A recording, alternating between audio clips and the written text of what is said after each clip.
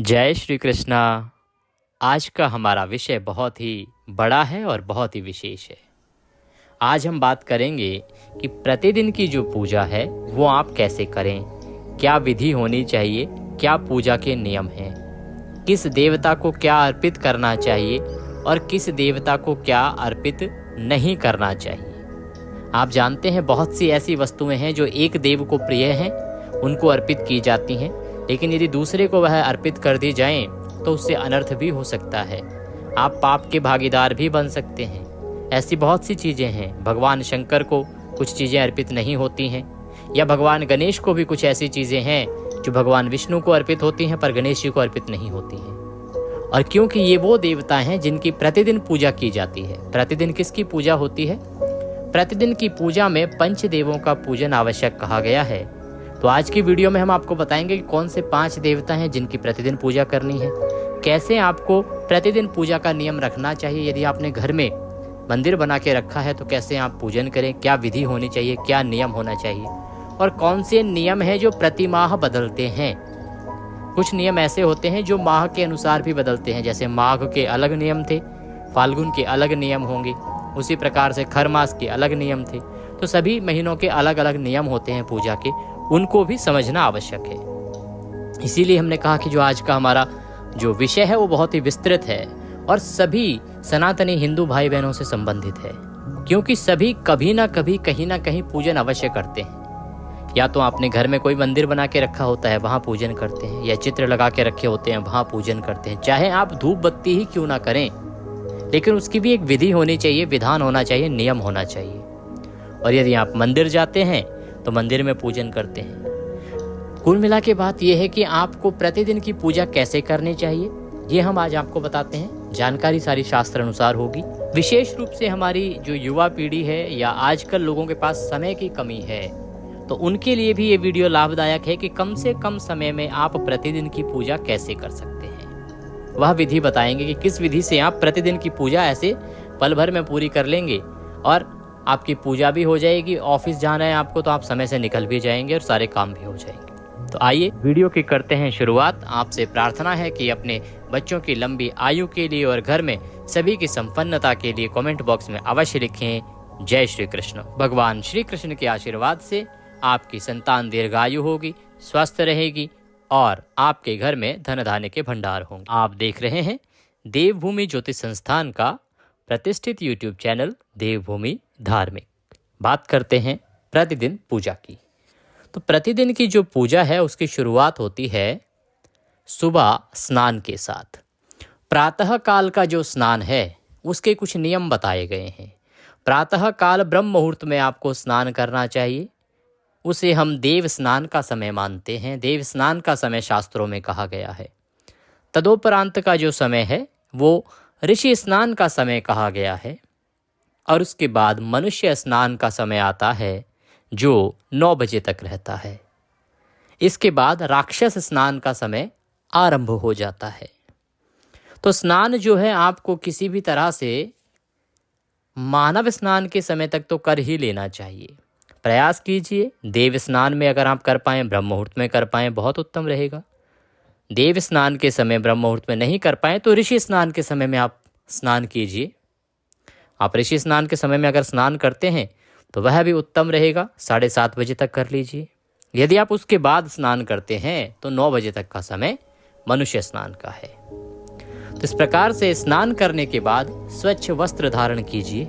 स्वच्छ वस्त्र धारण करके सबसे पहले आपको प्रतिदिन सूर्य देव को अर्घ देना चाहिए। सूर्य देव को अर्घ देने का नियम क्यों आवश्यक है? ये सूर्य देव जो हैं आपको तेज प्रदान करते हैं, वो राजा हैं।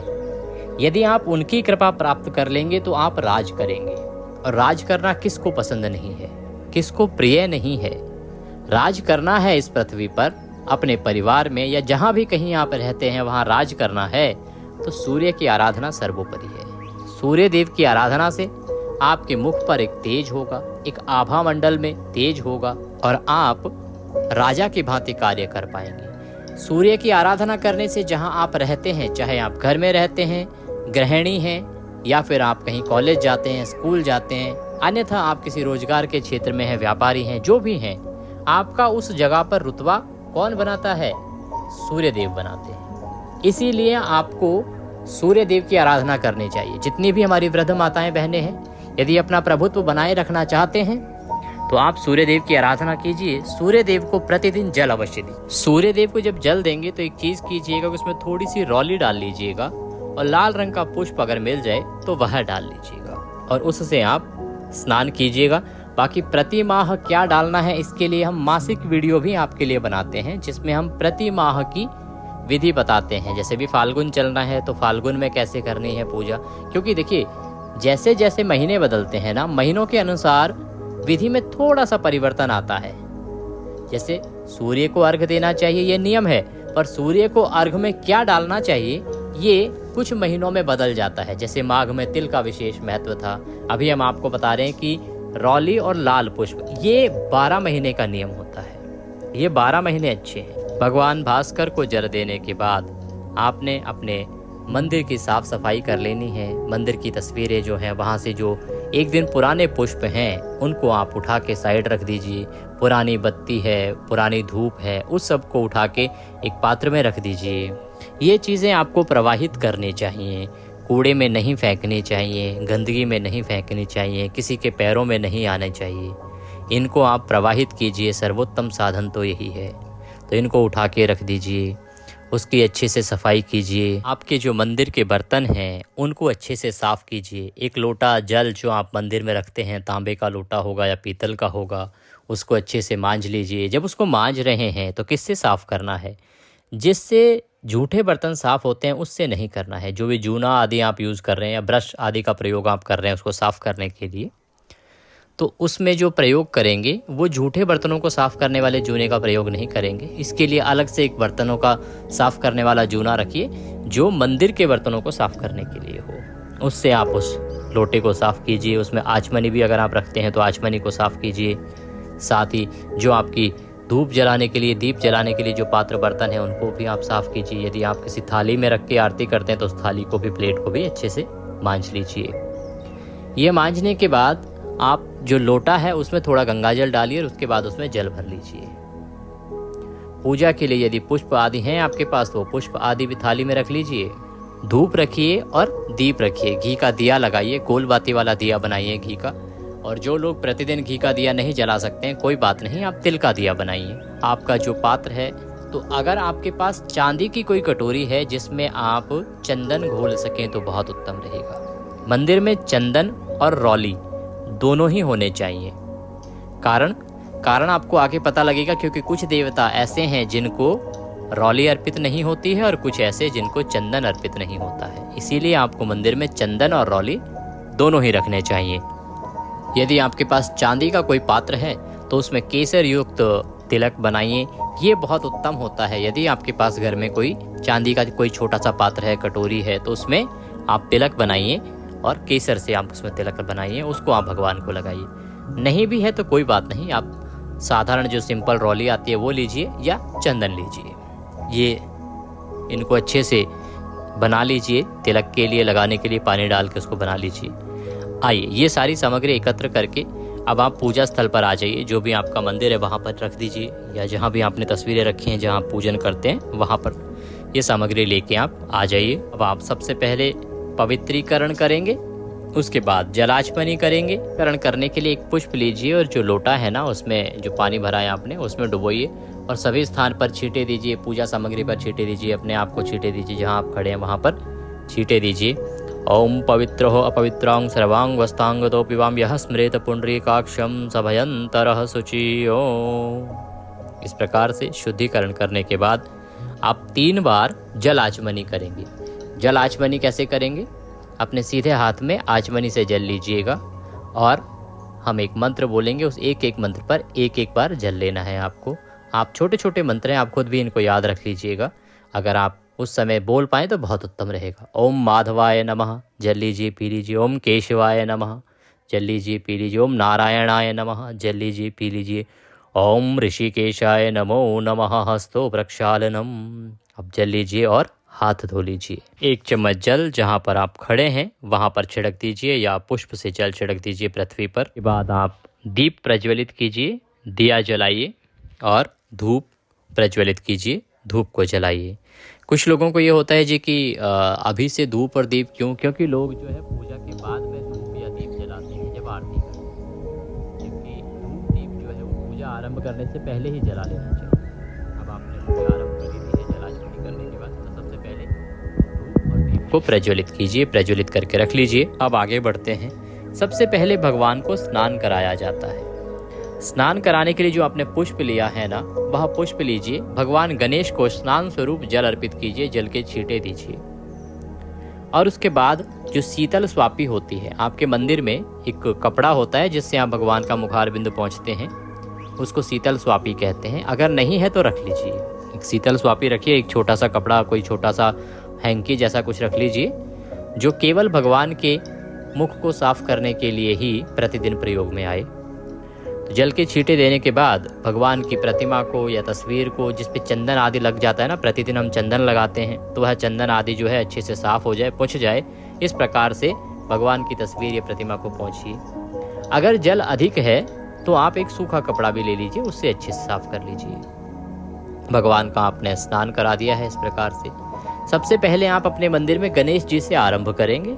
गणेश जी के बाद बाकी जो भी प्रतिमाएं हैं या तस्वीरें हैं, उन सभी को आप स्नान कराइए प्रेम से, और फिर यह साफ जो कपड़ा होता है शीतल स्वापी, उससे पोंछ दीजिए। गणेश जी को करने के बाद आप बाल गोपाल यदि आपके पास हैं तो बाल गोपाल को अच्छे से स्नान कराइए, अच्छे से उनको पानी से नहलाइए। एक पात्र लीजिए और उसमें शुद्ध जल से बाल गोपाल को स्नान कराइए, ये बहुत उत्तम रहता है। उनको केवल जल के छींटे देके साफ करने की आवश्यकता नहीं है, आप अच्छे से उनको स्नान कराइए और उनके जो वस्त्र हैं उनको बदलिए। अच्छे से नहलाने के बाद, साफ करने के बाद अब आप चंदन लगाएंगे।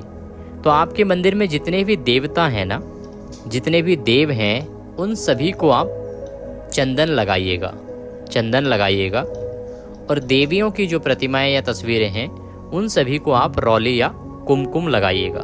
ध्यान रखिएगा कि जितने भी देव हैं उनको आप चंदन अर्पित करेंगे और देवियों को रौली या कुमकुम लगाइएगा। देवियों को चंदन नहीं लगाया जाता है, जो साध्वी होती हैं वो चंदन लगाती हैं। जो माताएं हैं, क्योंकि चाहे वो माँ लक्ष्मी हो, चाहे माँ पार्वती हो, ये सभी सुहागिन हैं, ये परम शक्ति हैं और ये सदा अपनी मांग में सिंदूर भरने वाली हैं। इनको कभी भी चंदन नहीं लगाएं, इनको रौली ही लगानी चाहिए, कुमकुम ही लगाना चाहिए। वहीं अगर आपके पास भगवान भोलेनाथ हैं तो भगवान भोलेनाथ को कभी भी भूल से रौली ना लगाएं। बाकी देवताओं को रौली लगा सकते हैं, भगवान जो विष्णु हैं उनको रौली लगा सकते हैं, गणेश जी को रौली लगा सकते हैं, कुमकुम लगा सकते हैं, परंतु भगवान शंकर को कभी भी रौली ना लगाएं, इनको सदा चंदन ही लगेगा।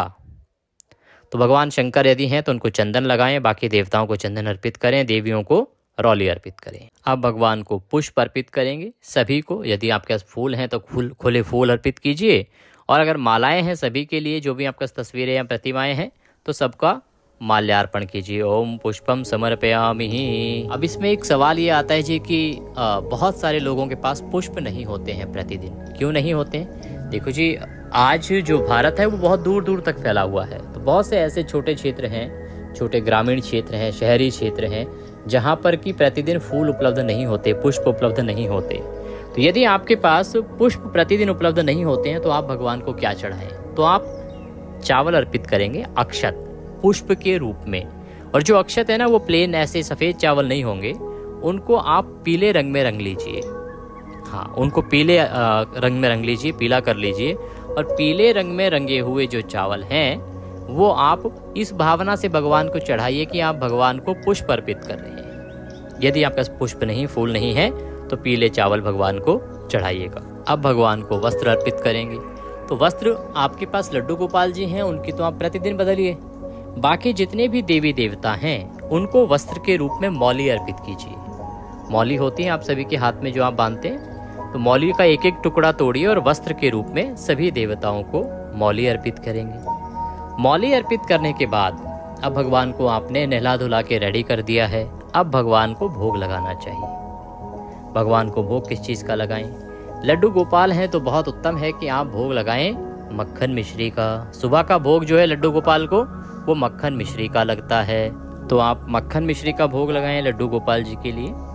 या अन्य जो भी देवता हैं, आप ड्राई फ्रूट्स का भोग भी लगा सकते हैं। यदि आपके पास मक्खन मिश्री नहीं है तो कोई बात नहीं, ड्राई फ्रूट्स में काजू, बादाम, किशमिश आदि कोई भी आप थोड़े से ले लीजिए, प्लेट में रखिए और उसका भोग लगाइए। भोग लगाते समय एक चीज़ का आपको ध्यान रखना है, जब आप भोग लगाएंगे ना, तो भोग यदि आप भगवान विष्णु के रूप को लगा रहे हैं, अर्थात भगवान विष्णु को लगा रहे हैं, लड्डू गोपाल जी को लगा रहे हैं, रामचंद्र जी को लगा रहे हैं, या उन रूपों को लगा रहे हैं जो भगवान विष्णु के रूप हैं, तो उनको भोग में आप तुलसी दल अवश्य रखिएगा।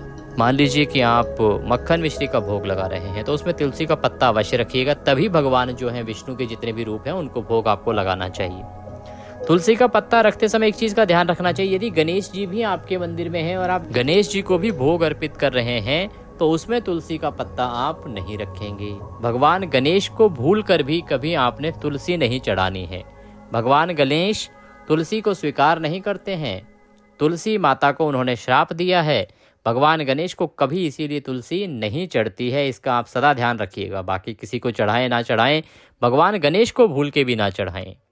और भगवान श्री हरि विष्णु का जो स्वरूप है उनको बिना तुलसी माता के भोग नहीं लगता है, इसीलिए लड्डू गोपाल को जब भोग लगाएंगे तो मक्खन मिश्री या जो भी आप भोग लगा रहे हैं उसमें तुलसी पत्ता अवश्य रखिएगा। और लड्डू गोपाल को भोग के अतिरिक्त भी एक तुलसी का पत्ता आपको प्रतिदिन अर्पित करना चाहिए। प्रतिदिन, अब जब पूजन कर रहे हैं ना आप, तो भोग के बाद एक तुलसी का पत्ता लड्डू गोपाल को समर्पित कर दीजिए प्रतिदिन। इससे आपको लाभ होगा, इससे आपके घर में लक्ष्मी का आगमन होता है, अचल संपत्ति प्राप्त होती है, अचल लक्ष्मी प्राप्त होती है, अर्थात जो कभी व्यय नहीं होती, इस प्रकार की लक्ष्मी आपको प्राप्त होती है। इसीलिए आपको इस पे जो लड्डू गोपाल जी हैं उनको प्रतिदिन तुलसी का पत्ता अर्पित करना चाहिए, बहुत लाभदायक है। भोग लगाने के बाद आप जल आचमनी कराएंगे। जल आचमनी कैसे कराएंगे? ऐसे जल लीजिएगा, आचमनी में जल लीजिएगा, उसको चारों तरफ, भोग के चारों तरफ घुमाइएगा और छोड़ दीजिएगा। ऐसे 3 बार आपको जल छोड़ना होता है, ये जल आचमनी कराना है। भगवान को आपने भोग लगा दिया, जल पिला दिया। अब आपको भगवान की आरती करनी चाहिए। आरती के विषय में यदि हम बात करें तो आरती कौन सी करेंगे? आप सबसे पहले शुरुआत करेंगे गणेश जी से। आपके देखिए मंदिर में कितनी तस्वीरें हैं, कितने भगवान हैं, किस किस की आप पूजा करते हैं, वो आप ध्यान रखिए। आप चाहे तो सभी देवी देवताओं की अलग अलग आरती कर सकते हैं, समय बहुत जाएगा। अगर आपके पास समय है और आप के लिए बहुत आसान है करना और आप प्रसन्न हैं इसको करके, तो आप करिए, सभी देवताओं की अलग अलग आरती करिए। शुरुआत कीजिए भगवान गणेश से। गणेश जी की आरती पहले बोलेंगे, जय गणेश जय गणेश जय गणेश देवा, माता जाकी पार्वती पिता महादेवा। ये वाली जो आरती है गणेश जी की, इससे आरती कीजिए। अन्यथा आपको एक सरल उपाय बताते हैं कि आपके मंदिर में चाहे जितनी मर्जी तस्वीरें हों, प्रतिमाएं हों, आप केवल एक ही आरती से सबकी पूजा कर सकते हैं, सबकी आरती उतार सकते हैं। इसके बारे में सवाल भी बहुत आता है, कई बार हमारे दर्शक पूछते हैं कि पंडित जी वो कौन सी आरती है जिससे सबकी आरती कर सकते हैं। तो हमारे तो मंदिर है साहब, और मंदिर में हम तो जब बचपन में छोटे थे तब हमारे पिताजी करते थे, तब से हम देखते आए हैं कि किस प्रकार से शास्त्रों में क्या वर्णित है और कहाँ कहाँ आरती कैसे होती है।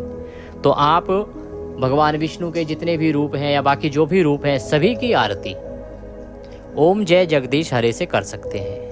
आप भगवान गणेश से शुरू कीजिए, यदि गणेश जी हैं तो गणेश जी की आरती पहले कीजिए और उसके बाद ओम जय जगदीश हरे जो आरती है वो आरती बोलिए और उससे सभी की आरती उतार दीजिए। ये आरती सभी जितने भी भगवान हैं सभी की आरती के लिए स्वीकार्य है। तो ये एक ऐसी आरती है जो आप सभी के लिए कर सकते हैं। आरती करने के बाद आपको शीतलीकरण करना चाहिए। शीतलीकरण के लिए मंत्र थोड़ा बड़ा होता है तो आप मत बोलिए, केवल जल से शीतलीकरण करिए। जैसे हमने भोग पे 3 बार जल छोड़ा था घुमा के, वैसे ही आप इस पे भी जो आपकी जोत जली हुई है, जैसे आरती किया है आपने, तो आचमनी से ऐसे जल घुमाइए और छोड़ दीजिए। इस प्रकार से 3 बार आपने जल लेके और छोड़ देना है, इससे शीतलीकरण हो जाएगा। फिर आप पहले भगवान को आरती देंगे, सभी भगवान को आरती देने के बाद स्वयं आरती लीजिए, बाकी जो आपके पारिवारिक जन हैं उन सभी को आरती दीजिए। इस प्रकार से आप आरती करेंगे। अब रहती है एक महत्वपूर्ण प्रक्रिया जो आपको प्रतिदिन करनी चाहिए, उसे कहते हैं पुष्पांजलि। पुष्पांजलि द्वारा क्षमा याचना होती है। ये सभी बड़ी पूजाओं में प्रयोग में लिया जाता है। प्रतिदिन में सामान्य आदमी ऐसा नहीं करता है, परंतु हम जब बताते हैं तो हम आपको शास्त्रीय विधि बताते हैं। इससे क्या लाभ होता है कि इस विधि से यदि आप पूजन करते हैं तो आपको पूर्ण फल मिलता है और किसी भी प्रकार की गलती त्रुटि अगर बीच में हो गई होती है तो उसका आपको दोष नहीं लगता है। तो ये ध्यान रखना आवश्यक है कि जब आप पूजन कर रहे हैं तो आप कहीं दोषपूर्ण कोई कार्य ना कर बैठें। इसी के लिए आपकी प्रत्येक पूजा में पुष्पांजलि अंत में अवश्य कराई जाती है।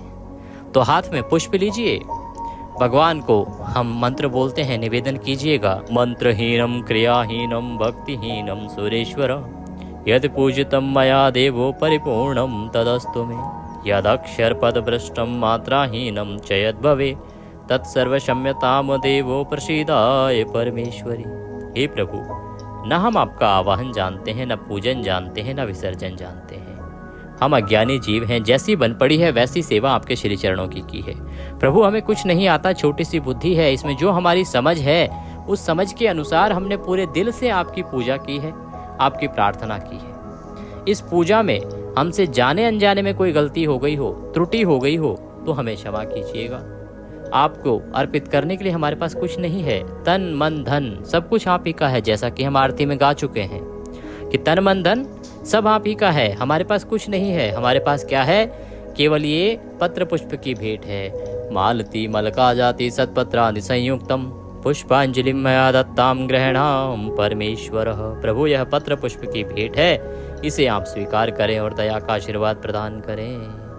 इस प्रकार से आपको पुष्पांजलि अर्पित करनी चाहिए।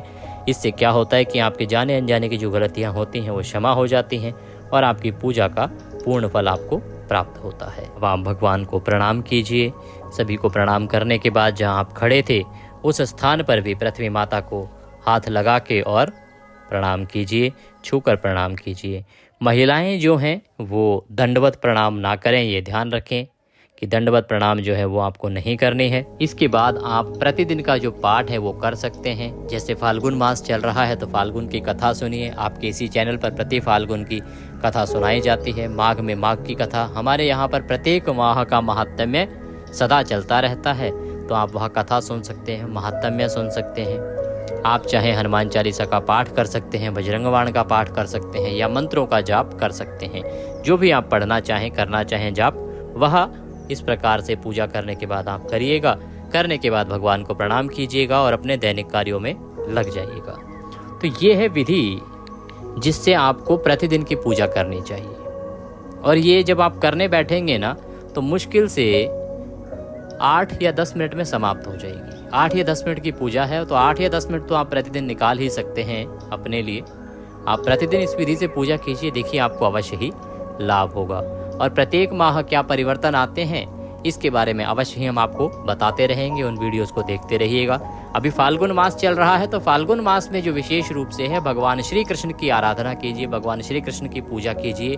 भगवान श्री कृष्ण को क्या अर्पित करेंगे आप? भगवान श्री कृष्ण को अबीर और गुलाल इस पूरे महीने चढ़ाइए, आपको बहुत लाभ मिलेगा। अबीर और गुलाल से भगवान श्री कृष्ण की पूजा कीजिए पूरे महीने। इस महीने में चंद्र पूजा का भी बड़ा फल है। चंद्रदेव की पूजा कीजिए इस महीने में, बड़ा फल है, क्योंकि ये जो महीना है ना, ये चंद्रदेव की उत्पत्ति का महीना है। इसीलिए यदि इस महीने में आप चंद्रदेव की पूजा आराधना करते हैं तो उसका अधिक फल आपको प्राप्त होता है। इस माह में आपको शीतल जल से स्नान करना चाहिए, गर्म जल से स्नान नहीं करना चाहिए। अन्न के स्थान पर फलों का सेवन अधिक करना चाहिए। यदि आर्थिक परेशानी चल रही है तो माता लक्ष्मी को गुलाल और गुलाल के साथ आप इत्र अर्पित करें। इत्र और गुलाल यदि आप माँ लक्ष्मी को अर्पित करते हैं तो आपको लाभ मिलता है। स्वास्थ्य की यदि परेशानी हो रही है तो भगवान शिव को सफेद चंदन अर्पित कीजिए। इस महीने में बहुत लाभ मिलेगा। ये जो महीना है ना, इस महीने में पूरे महीने आप भगवान शिव का पूजन कीजिए, बहुत ही विशेष फलदायी रहेगा। क्योंकि ये वो महीना है जब भगवान शंकर ने लंबे समय का वैराग्य त्याग कर गृहस्थ जीवन में प्रवेश किया था और माता पार्वती से विवाह किया था। इसीलिए इस महीने में भगवान शंकर की आराधना का भी विशेष फल है। बाकी इसकी विषय में विस्तृत जानकारी हमने अपलोड की हुई है, उस वीडियो को अवश्य ही देख लीजिएगा। और प्रत्येक माह की पूजा विधि के लिए जुड़े रहिएगा हमारे चैनल के साथ। आप देख रहे थे देवभूमि ज्योतिष संस्थान का प्रतिष्ठित यूट्यूब चैनल देवभूमि धार्मिक। वीडियो यदि थोड़ा सा भी अच्छा लगे, थोड़ा सा भी उपयोगी लगे तो एक बार लाइक अवश्य कर दीजिएगा। आपका एक लाइक हमारे लिए बहुत महत्वपूर्ण होता है। जय श्री कृष्ण।